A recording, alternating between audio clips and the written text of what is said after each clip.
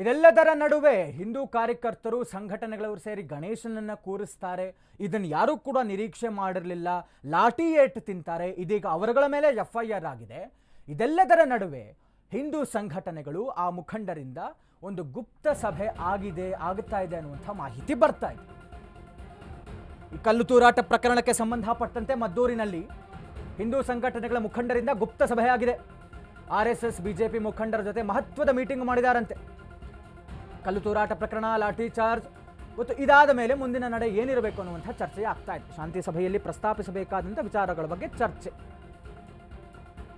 ಇಂದು ಮದ್ದೂರು ಬಂದ್ಗೆ ಕರೆ ನೀಡಿದ್ದಾರೆ ಹಲವು ಸಂಘಟನೆಗಳು. ನಿನ್ನೆ ಏನಾಯಿತು, ಮೊನ್ನೆ ತಡರಾತ್ರಿ ಈ ಪ್ರಕರಣಕ್ಕೆ ಸಂಬಂಧಪಟ್ಟಂತೆ ಬೇಕಾದಷ್ಟು ಬೆಳವಣಿಗೆಗಳು. ನಿನ್ನೆ ಒಂದಷ್ಟು ಪ್ರತಿಭಟನೆಗಳು, ಲಾಠಿ ಚಾರ್ಜ್ಗಳು, ಕೇಸ್ಗಳು. ಇವತ್ತು ಪ್ರಕ್ಷುಬ್ಧ ವಾತಾವರಣ. ಇನ್ನೂ 144 ಸೆಕ್ಷನ್ ಇದೆ. ಮದ್ದೂರು ಬಂದ್ ಆಗಿದೆ. ಈ ಮಧ್ಯದಲ್ಲಿ RSS ಮತ್ತು BJP ಮುಖಂಡರ ಜೊತೆ ಈ ಹಿಂದೂ ಏನು ಸಂಘಟನೆಗಳು, ಇಲ್ಲಿ ಮುಖಂಡರುಗಳೇನಿದ್ದಾರೆ, ಗಣೇಶನನ್ನು ಕೂರಿಸಿದ್ದು, ಇಲ್ಲಿ ಭಾಗಿಯಾಗಿದ್ದಂಥವರು, ಅವರುಗಳು ಒಂದು ರೀತಿಯಲ್ಲಿ ಚರ್ಚೆಗೆ ಮುಂದಾಗ್ತಾ ಇರುವಂಥದ್ದು.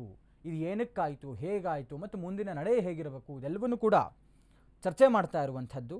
ಅಫ್ಕೋರ್ಸ್ ಇಂಥ ಒಂದು ಕೋಮಗಲಭೆಗಳು ಇದೆಲ್ಲವೂ ಆದ ಮೇಲಿಂದ ನೋನ್ ಥಿಂಗ್ ಯಾವಾಗೋ ನಡೆಯುವಂಥದ್ದು ಒಂದು ಶಾಂತಿ ಸಭೆ. ಅದು ಸರ್ಕಾರವೇ ಮುಂದಾಗಿ ಶಾಂತಿ ಸಭೆಗೆ ಮುಂದಾಗ್ತಾರೆ. ಮದ್ದೂರಿನಲ್ಲಿ ಗಣೇಶ ವಿಸರ್ಜನೆ ಸಂದರ್ಭದಲ್ಲಿ ಕಲ್ಲು ತೂರಾಟ ಆದ ವಿಚಾರಕ್ಕೆ ಸಂಬಂಧಪಟ್ಟಂತೆ ಈಗ ಮದ್ದೂರು ಪಟ್ಟಣ ಪ್ರಕ್ಷುಬ್ಧಗೊಂಡಿದ್ದು, ಬಂದ್ ಕೂಡ ಇಂದು ಕರೆ ಕೊಟ್ಟಿರ್ತಕ್ಕಂಥದ್ದು. ಇದರ ನಡುವೆ ಹಿಂದೂ ಸಮುದಾಯದ ಮುಖಂಡರುಗಳು, ಹಿಂದೂ ವೇದಿಕೆಯ ಮುಖಂಡರುಗಳು ಸಭೆಯನ್ನ ಮಾಡಿದ್ದಾರೆ. ಸಭೆಯಲ್ಲಿ ಏನೆಲ್ಲ ಚರ್ಚೆ ಆಯ್ತು ಅನ್ನುವಂಥದ್ದು ನಾವು ಅವ್ರ ಹತ್ರನೇ ಕೇಳ್ತೀನಿ. ಸರ್, ಸಭೆ ಸೇರಿದ್ರಿ, ಇಂದು ಶಾಂತಿ ಸಭೆ ಕೂಡ 3 ಗಂಟೆಗೆ ಜಿಲ್ಲಾ ಉಸ್ತುವಾರಿ ಸಚಿವರ ನೇತೃತ್ವದಲ್ಲಿ ಕರೆದಿದ್ದಾರೆ. ಏನೆಲ್ಲ ಆಯ್ತು ಸರ್ ಸಭೆಯಲ್ಲಿ, ಚರ್ಚೆ ಆಯ್ತು? ಒಂದು, ನಿನ್ನೆ ಆದಂತ ಘಟನೆಯಲ್ಲಿ ತಮ್ಮ ಮಾಧ್ಯಮಗಳು ತೋರಿಸಿದಿರಿ, ಅತಿ ದೊಡ್ಡ ರೀತಿಯಲ್ಲಿ ಏನು ಹಿಂದೂ ಸಮಾಜ ಜಾಗೃತ ಆಗಬೇಕು ಆ ದೃಷ್ಟಿನಲ್ಲಿ ಜಾಗೃತ ಆಗಿದೆ. ಇವತ್ತು ಬಂದನ್ನ ಕರೆ ಕೊಟ್ಟಿದ್ವಿ, ಬಂದ್ ಯಶಸ್ವಿಯಾಗಿದೆ. ನಾಳೆ ನಾವು ಸಾಮೂಹಿಕ ಗಣಪತಿ ವಿಸರ್ಜನೆ ಕಾರ್ಯಕ್ರಮವನ್ನ ಒಂದು ದೊಡ್ಡ ಮಟ್ಟದಲ್ಲಿ ಮಾಡಬೇಕು ಅಂತೇಳಿ ಇಡೀ ಮರಿನ ತಾಲೂಕಿನಾದ್ಯಂತ ಯಾವ್ಯಾವ ಗಣಪತಿಗಳ ಪ್ರತಿಷ್ಠಾಪನೆ ಇದಾವೆ ಅಷ್ಟು ಗಣಪತಿಗಳನ್ನು ಒಟ್ಟಿಗೆ ಒಂದೇ ಸರಿ ಸಾಮೂಹಿಕ ಗಣಪತಿ ವಿಸರ್ಜನೆ ಮಾಡಬೇಕು ಅನ್ನೋ ದೃಷ್ಟಿನಲ್ಲಿ ನಾಳೆ ಕಾರ್ಯಕ್ರಮವನ್ನ ರೂಪಿಸಿದ್ವಿ.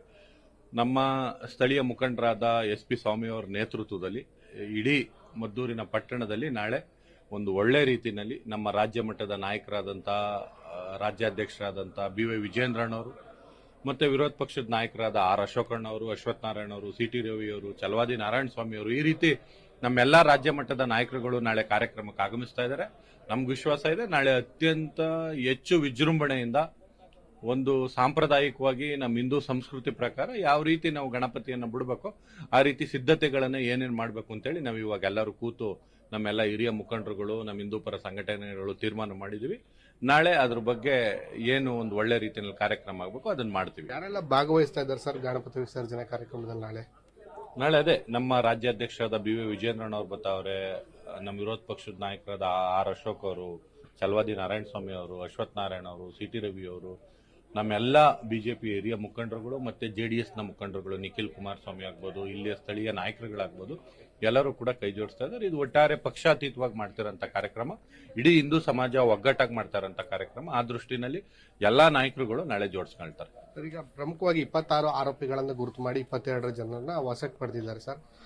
ಇನ್ನೂ ಕೂಡ ಒಂದಷ್ಟು ಪ್ರಮುಖ ಆರೋಪಿಗಳನ್ನ ಪೊಲೀಸರು ಇನ್ನೂ ವಶಕ್ಕೆ ಪಡೆದಿಲ್ಲ ಅನ್ನುವಂತ ಆರೋಪಗಳಿದೆ. ಇದ್ರ ಬಗ್ಗೆ ಏನ್ ಹೇಳ್ತೀರಿ?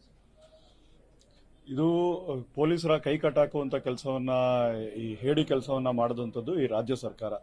ಅವರು ಈ ಗಲಭೆ ಆದಂತ ಸಂದರ್ಭದಲ್ಲೇ ತಕ್ಷಣವೇ ಪೊಲೀಸರವರಿಗೆ ಇದನ್ನ ಯಾರು ಕಾರಣಕರ್ತರು ಅದನ್ನ ತನಿಖೆ ಮಾಡಿ ಅವ್ರನ್ನ ರೌಂಡ್ ಅಪ್ ಮಾಡಿ ಅವ್ರನ್ನ ತಕ್ಷಣವೇ ಬಂಧಿಸಿ ಅಂತ ಹೇಳಿ ಇದಕ್ಕೆ ಕರೆ ಕೊಡೋದು ಬದಲು ಈ ಒಂದು ಕೋಮನ ಓಲೈಕೆ ಮಾಡೋದ್ರಲ್ಲಿ ಅವ್ರನ್ನ ರಕ್ಷಣೆ ಕೊಡೋ ರೀತಿಯಲ್ಲಿ ಅವ್ರನ್ನ ಯಾವುದೇ ಒಂದು ಆಕ್ಷನ್ ತಗೊಳ್ಳದೇ ಇರೋ ರೀತಿಯಲ್ಲಿ ಮಾಡಿದಂಥದ್ದು ಈ ಜಿಲ್ಲಾಡಳಿತ ಮತ್ತು ಈ ಕಾಂಗ್ರೆಸ್ ಸರ್ಕಾರ. ಅರ್ಧ ದಿವಸ ತಡ ಆದ್ರಿಂದ ಅಲ್ಲಿ ನಿಜವಾದ ಕಾರಣಕರ್ತರು ಯಾರಿದ್ದಾರೆ ಅನ್ನುವಂಥದ್ದು ಇನ್ನೂ ಕೂಡ ಬಯಲಾಗಿಲ್ಲ.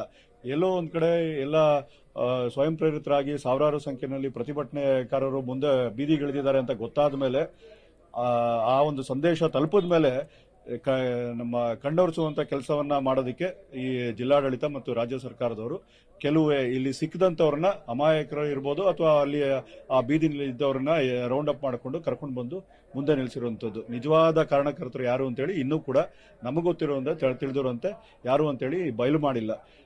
ಇದಕ್ಕೆ ನ್ಯಾಯ ಸಿಗಬೇಕು ಅಂತ ಹೇಳಿದ್ರೆ ಇದು ರಾಜ್ಯ ಸರ್ಕಾರ ಅಲ್ಲ, NIAಗೆ ಇದನ್ನ ಇದಕ್ಕೆ ಈ ಕೇಸ್ನ ಒಪ್ಪಿಸಬೇಕು. ಅವರ ತನಿಖೆ ಮುಖಾಂತರ ಮಾತ್ರ ಇದು ಪೂರ್ವ ನಿಯೋಜಿತವಾಗಿ ಏನು ಆಗಿದೆ ಅನ್ನುವಂಥದ್ದು ಬಯಲಿಗೆ ಬರುತ್ತದೆ ಅಂತೇಳಿ ನಮ್ಮ ಅಭಿಪ್ರಾಯ. ಸರ್, ಈಗ ಒಟ್ಟಾರೆಯಾಗಿ ನಿಮ್ಮ ಆಗ್ರಹ ಏನಿದೆ ಸರ್? ನೋಡಿ, ಇಲ್ಲಿ ನಡೆದಿರುವಂಥದ್ದು ಕೇವಲ ಒಂದು ಕಿಡಿಗೇಡಿಗಳಲ್ಲ, ಇದು ಪೂರ್ವ ನಿಯೋಜಿತ ಕಾರ್ಯಕ್ರಮ.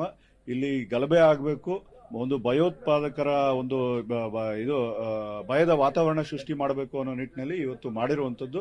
ಇಲ್ಲ ಅಂತ ಹೇಳಿದ್ರೆ ಮಸೀದಿ ಮೇಲ್ಗಡೆ ಚಪ್ಪಲಿಗಳನ್ನ ತಗೊಂಡೋಗಿರುವಂಥದ್ದು, ಕಲ್ಲುಗಳನ್ನ ತಗೊಂಡೋಗಿರುವಂಥದ್ದು, ರಾಡ್ಗಳನ್ನ ಹಿಡ್ಕೊಂಡು ಒಂದು 50-100 ಜನದ ಮೇಲೆ ದಾಳಿ ಮಾಡಿರುವಂಥದ್ದು, ಇವೆಲ್ಲ ನೋಡ್ತು ಅಂತ ಹೇಳಿದ್ರೆ ಇದು ಪೂರ್ಣ ನಿಯೋಜಿತವಾಗಿದೆ. ಇದು ಟಾಡಾ ಕೇಸ್ನಲ್ಲಿ ಮತ್ತೆ ಭಯೋತ್ಪಾದಕರ ಪಟ್ಟಿನಲ್ಲಿ ಮಾಡಬೇಕಾಗಿರೋದು ಮೊದಲನೇ ಕೆಲಸ ಇವರು ಮಾಡಬೇಕಾಗಿರೋದು. ಆಮೇಲೆ ಹಿಂದೂ ಸಮಾಜದ ಮುಂದೆ ಬಂದು ತಲೆ ತಗ್ಗಿಸಿ ಕ್ಷಮೆಯನ್ನ ಕೇಳಬೇಕು ಇವರು. ಇದಿಷ್ಟು ಬಿಜೆಪಿ ಹಾಗೂ ಹಿಂದೂಪರ ಸಂಘಟನೆಗಳ ಮುಖಂಡರುಗಳ ಮಾತಾಗಿರ್ತಕ್ಕಂಥದ್ದು. ಬಹಳ ಪ್ರಮುಖವಾಗಿ ಇದೊಂದು ಏನು ಮದ್ದೂರಿನಲ್ಲಿ ನಡೆದಿರ್ತಕ್ಕಂಥ ಗಲಭೆ, ಇದು ಪೂರ್ವ ನಿಯೋಜಿತ ಕೃತ್ಯ ಆಗಿರ್ತಕ್ಕಂಥದ್ದು. ಪ್ರಮುಖವಾಗಿ ಇದರಲ್ಲಿ ರಾಷ್ಟ್ರೀಯ ತನಿಖಾ ಸಂಸ್ಥೆಗಳು ತನಿಖೆಯನ್ನು ನಡೆಸಬೇಕು ಅನ್ನುವಂಥ ಆಗ್ರಹವನ್ನ ಕೂಡ ಮಾಡ್ತಾ ಇರ್ತಕ್ಕಂಥದ್ದು. ಕ್ಯಾಮ್ರಾ ಪರ್ಸನ್ ವಿಶ್ವನಾಥ್ ಜೊತೆ ಸಂದೀಪ್